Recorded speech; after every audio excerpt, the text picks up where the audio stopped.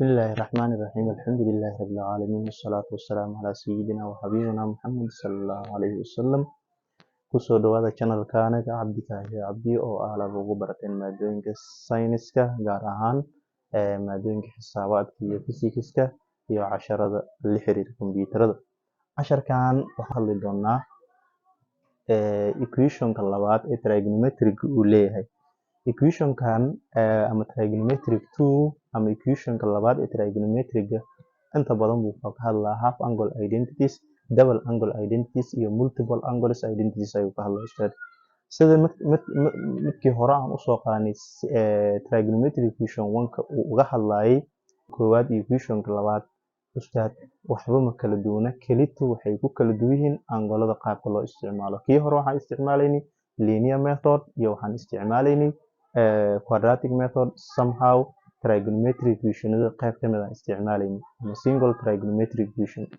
Laakiin kan kelitu waxaan ku xalinaynaa ustaad half angle identity ama base wuxuu u yahay half angle identity ama double angle identity ga ayuu base u yahay ama multiple angles ka ayaan ku xalinaynaa insha Allah. Okay, ustaad example kan wuxuu leeyahay solve the equation 2 sin x all over 2 is equal to 1 over the interval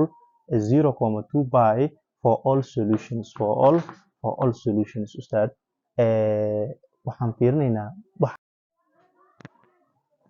okay example kan fiirinaynaa marka ustaad example saan u qornay 2 sin x all over 2 is equal to 1 over the intervalka 0.2 pi intaan ayuu u dhaxeeyaa marka solutionka anaga. Okay ustaad aan xalino marka 2 sin x all over 2 waxay leedahay 1. halkaan waxaan heli karaa sin x qiimihiisa all over 2 dhe halkaan all over 2 dhe sin x all over 2 wuxuu leeyahay half uu leeyahay ustaad. halkaan sin-ka half uu leeyahay ustaad. waxaan isweydiinaynaa sin-ka goormuu positive yahay? sin-ka wuxuu positive yahay quadrant-ka koowaad isla mid ah quadrant-ka labaadna positive ayuu ka yahay. sin-ka isla mid ah goormuu half leeyahay? 30 degree markuu yahay half uu leeyahay sin-ka. Okay quadrant-ka koowaad sidiisu half uu ku yahay wuxuu ka yahay 30 degree sidaas uu ku yahay ma aragtay quadrant-ka koowaad. quadrant-ka labaad markaan u bedelayo 180 aan waxaan ka jarayaa 30 degree waxaan helayaa 150 degree ayaan helayaa. Okay ustaad qiimooyinkana waxaan u bedelayaa ustaad 30 degree ga waxaan u bedelaynaa radian ayaan u bedelaynaa 180 u qaybi by ku dhuf. Okay isla bixi eber la bixi by 3 waa 1 by 3 waa 6. halkaan waxaa haystaa marka by all over 6. quadrant-ka labaadna asigan waxaan u bedelayaa 150 degree loo qaybiyo 180 lagu dhuftay by eber la bixi by 3 waa 5 by 3 waa 6. halkaan waxaa haystaa 5 by all over 6. labada waaxood waan bedel ustaad karaa maadaama angle-ka half uu yahay half angle uu yahay angle-ko dhameystiran ayaan heli karaa. what will be by all over 6 saanaan dhihi karaa 2 dhe halkaan all over 2 dhe halkaan. labadan uu ku dhacayaa wuxuu leeyahay 2 by all over 6 oo ah la fuday by 2 1 by 2 waa 3 by all over 3 waa mid. Okay midka kalena x all over 2 wuxuu leeyahay 5 by all over 6 all over 2 dhe halkaanna all over 2 dhe. kan dabcan 2gan angle-ka dhameystiran inaan helo la rabaa wuu isla baxayaa 2 waa isla baxayaan x alone soo horeyso 2gana kor ku dhufo wuxuu noqonayaa 10 by all over 6 by 2 waa 5 by 2 waa 3. halkaan waxaa haystaa 5 by all over 3. marka solutionadaada ustaad waxay noqonayaan solutionskaada waxay noqonayaan by all over 3 waa mid. solutionkaada kale wuxuu noqon karaa by all over 6 waa mid kale. isla mid ah wuxuu kaloo noqon karaa solutionkaada by all over 3 all over 2. ustaad solutionadaada saas ayay noqon karaan. yes 5 by all over 6 also way ku jirtaa solutionkaada. okay solution qaybteeda b for all solutions alle soomaan yes for all solutions ustaad markay tahay maadaama radian uu yahay angle-kana sin uu yahay waxaan leeyahay labada horaan usoo helay waa pi over 6 plus by n comma waxaan kala leeyahay 5 by over 6 plus by n kan wuxuu kaga duwan yahay kii hore periodka 4 ayuu la egyahay periodka 4 ayuu la ekaanaya kan kii hore wuxuu kaga duwan yahay periodka ayaa 4 la eg or ama waxaan dhihi karaa labada solution by over 3 plus 4 by n comma 5 by over 3 plus 4 by n period finally waa wave-ka oo dhameystiran ama cycle-ka oo dhameystiran wuxuu sameynayaa wave length oo la eg 4 periods ayuu ku sameynayaa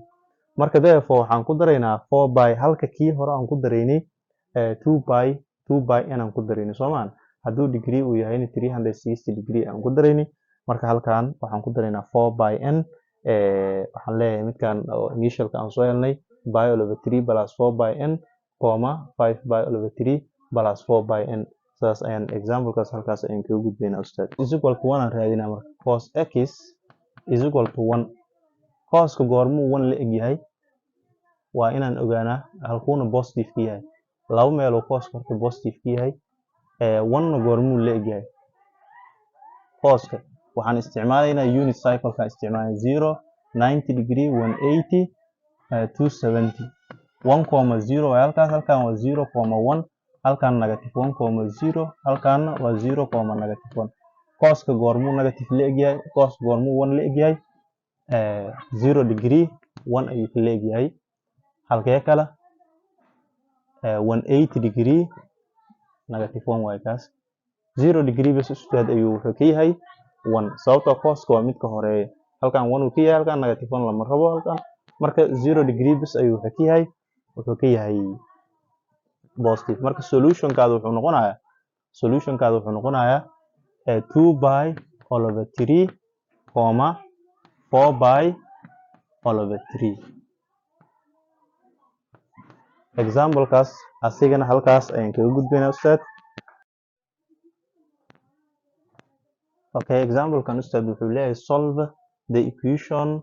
4 sin theta cos theta is equal to root 3 over the interval 0,360 for all solutions ustaad for all solutions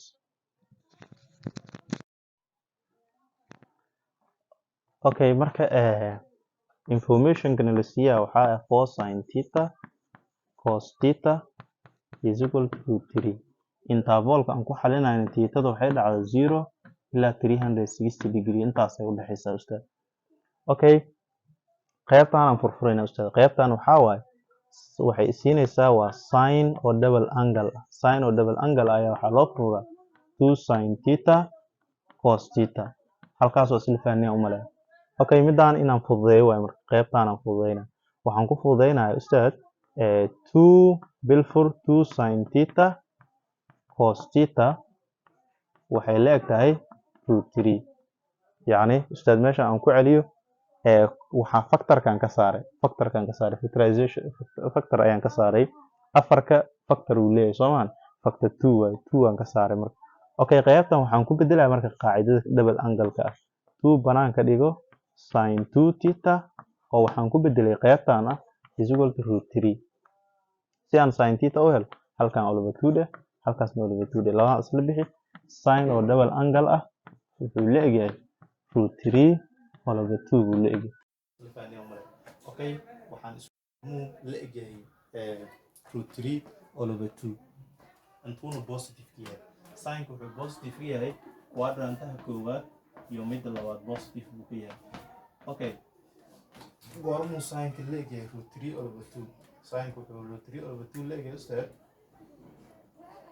shift sin answer 60 degree 60 degree ayuu wuxuu ka yahay root 3 ayuu ka yahay root 3 over 2 sin 60 markuu yahay waa root 3 over 2 okay marka saanu quadrantaha koowaad ku yahay quadrantaha labaad markaan ka dhigayo 180 ayaan ka jarayo 60 waxay siinaysaa marka waxay siinaysaa 120 degree okay solutionadaada maxay noqonayaan ustaad solutionadaada waxay noqonayaan ustaad solutionada 60 degree okay angle-ku waa double sooma times 2 leh waa 120 degree times 2 dheh 240 degree angles horta ustaad saan ay noqonayaan times ay ku soconayaan therefore maadaama sinka theta ay laba ay leedahay theta kaligeed ma heli karaa yes waxay leedahay 60 over 2 halkan over 2 theta kaligeed waxay leedaanaysaa 30 degree okay maadaama double ay tahay theta aan helay 120 meel kala ma heli karaa theta dhimasay over 2 theta ustaad waxay kala leedahay 60 degree okay marka solutionadaada markaad taxaysi solution setkaada wuxuu noqonayaa 30 degree 60 degree 120 degree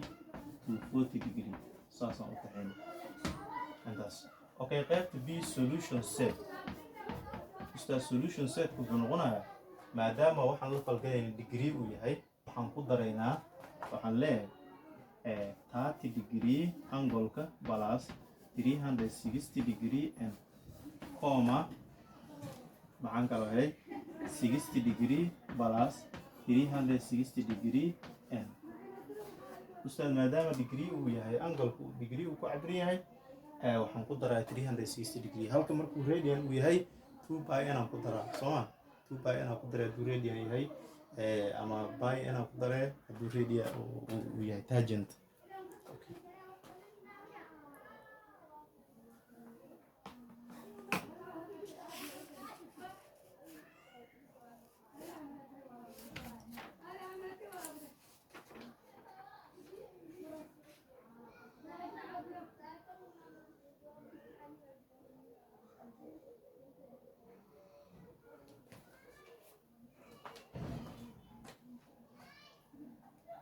over the interval kan ku xalino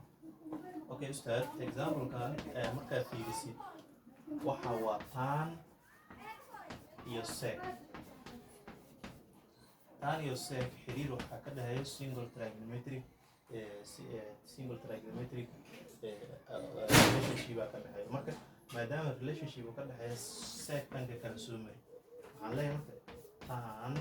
3x waxay leedahay 2 minus sec 3x